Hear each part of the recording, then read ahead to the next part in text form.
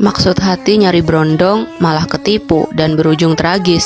Oke, Markibas, mari kita bahas nasib naas Komsatun. 8 Juli 2019, seorang anak kecil yang lagi main tiba-tiba nemuin potongan tubuh manusia yang sudah hangus terbakar di sebuah selokan di Banyumas, Jawa Tengah. Temuan ini tentu saja kemudian menghebohkan warga setempat. Lalu, warga segera melapor ke polisi dan polisi langsung bergerak menuju ke TKP untuk mengidentifikasi mayat yang ditemukan di sana itu. Tapi karena potongan tubuh tersebut sudah gosong, identifikasinya cukup sulit. Lalu polisi dan warga segera menyisir area sekitar untuk mencari petunjuk. Upaya itu rupanya berhasil menemukan benang merahnya karena ada salah satu warga yang sempat melihat mobil asing dengan plat asal Bandung di sekitar lokasi kejadian. Dari fakta itu, polisi berhasil memperoleh identitas yang cocok dengan laporan kehilangan di Bandung yang dibuat oleh Soib. Jadi, Soib ini kehilangan istrinya yang bernama Komsatun yang usianya sudah 51 tahun. Menurut Soib,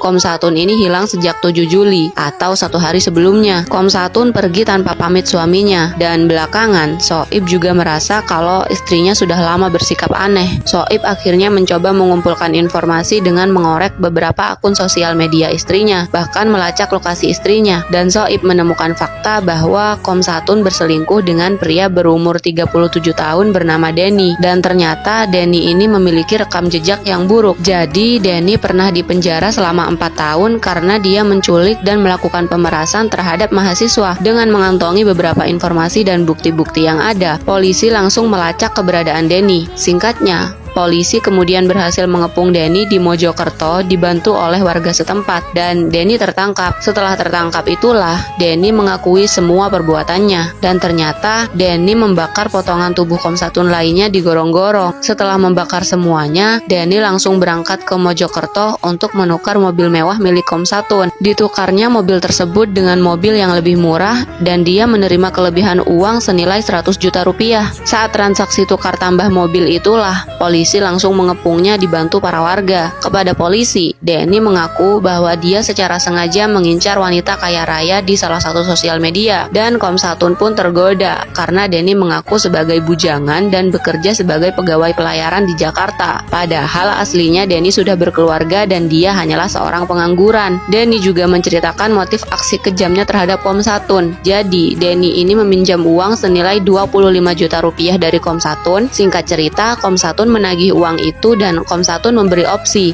mengembalikan uangnya atau menikahinya. Denny akhirnya kesal karena terus didesak untuk memilih dua pilihan yang sama-sama tidak bisa dia lakukan itu. Karena kekesalannya sudah memuncak, akhirnya pada